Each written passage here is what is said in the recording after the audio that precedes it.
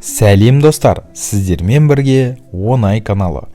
Бүгінгі біздің қызықты видеомыз ұбт-да жоғары балл жинаудың әдісі туралы болмақ.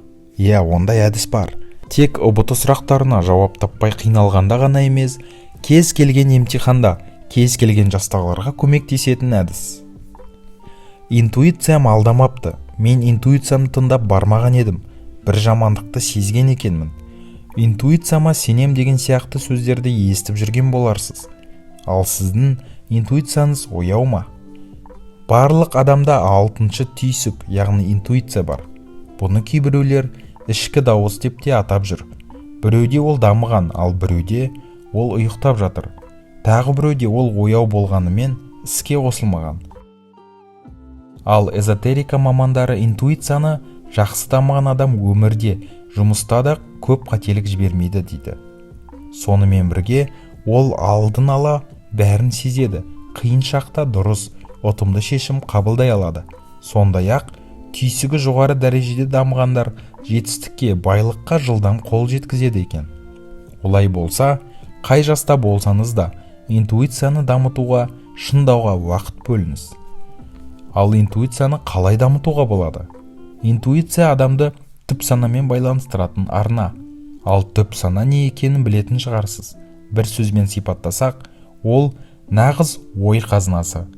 Барлық адам алтыншы түйсігін дамыта алады. Әрине жаттығулардың көмегімен және тер төгу арқылы. Түсінікті болу үшін интуицияны ағзаның бір мүшесі деп алайық. Мысалы, көз бәрінде бар, бірақ біреу алыстағыны көрмесе, екінші біреу жақындағыны көрмейді. Үшінші адам көз әйнексіз еш нәрсе көрмейді. Ал көздің көруін жақсарту үшін үнемі оған арналған жаттығулар жасап, шынықтырып отыру қажет. Сол сияқты интуицияны да жаттығусыз шынықтыра алмайсыз. Сонымен бірінші әдіс – арнайы жаттығулар. Барлық адамда оң жақ және сол ми шарлары бар. Сол жақ ми шары жақсы дамыған адам айналасындағы белгілерді түсініп, ішкі дауысын анық ести алатындар. Демек сізге сол жақ ми шарын дамыту керек. Бұл орайда интернетте жаттығулар өте көп. Мысалы, қайшымен қағазды сол қолмен қырқу, сол қолмен жазу, сол қолмен тісіңізді шаю және де тағы басқалары. Екінші әдіс – медитация. Көп сөйлейтін, қолы босай қалса фильм, әлеуметтік желілердегі видеоларды көретін, көлікте де, көшеде де музыка тыңдап жүретін интуициясын дамыта алмайды. Ал бұл түйсікті шыңдау үшін медитациялық кез келген жаттығумен күніне бір мезет айналысу қажет. Нақтырақ айтқанда, тыныш әрі оңаша бөлмеде күніне жарты сағат уақыт мәселеңіздің шешімі туралы ойлау.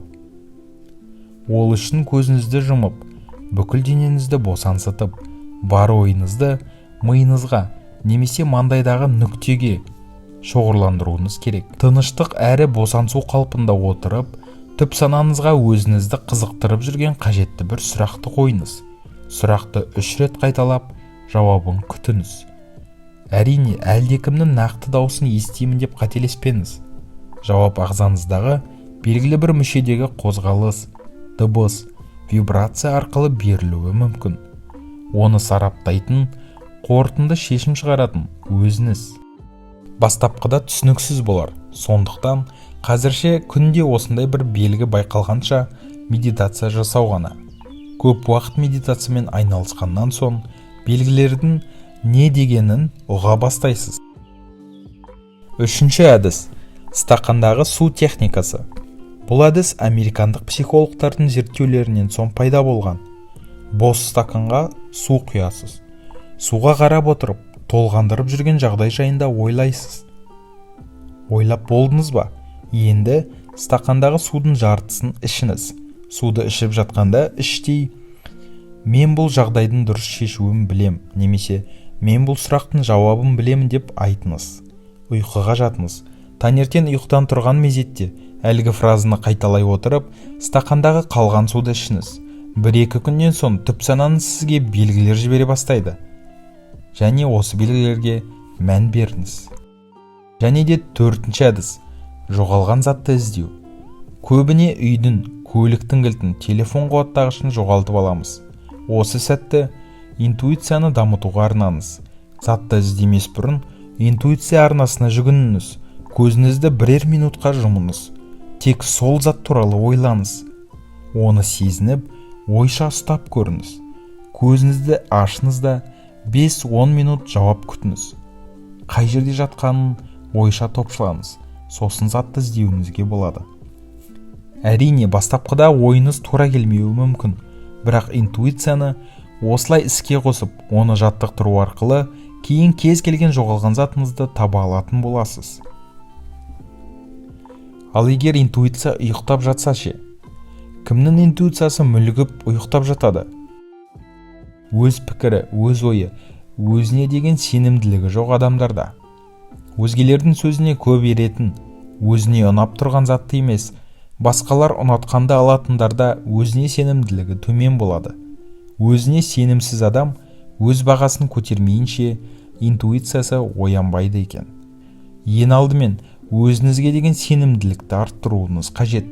Ол үшін киім сатып аларда қасыңызға бір адамды ертпей, жалғыз өзіңіз дүкен, базар аралап, сатып алуды үйреніңіз. Содан кейін өзіңізді бағалауды қолға алыңыз.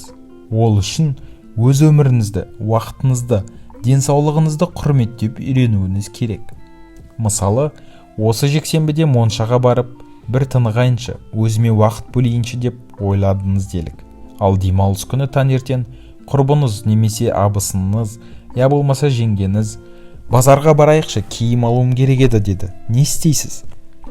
Өзін сыйлайтын адам, уақытым жоқ, моншаға бара жатырмын деп айтады. Бұл онымен бірге базарға барма деген сөз емес.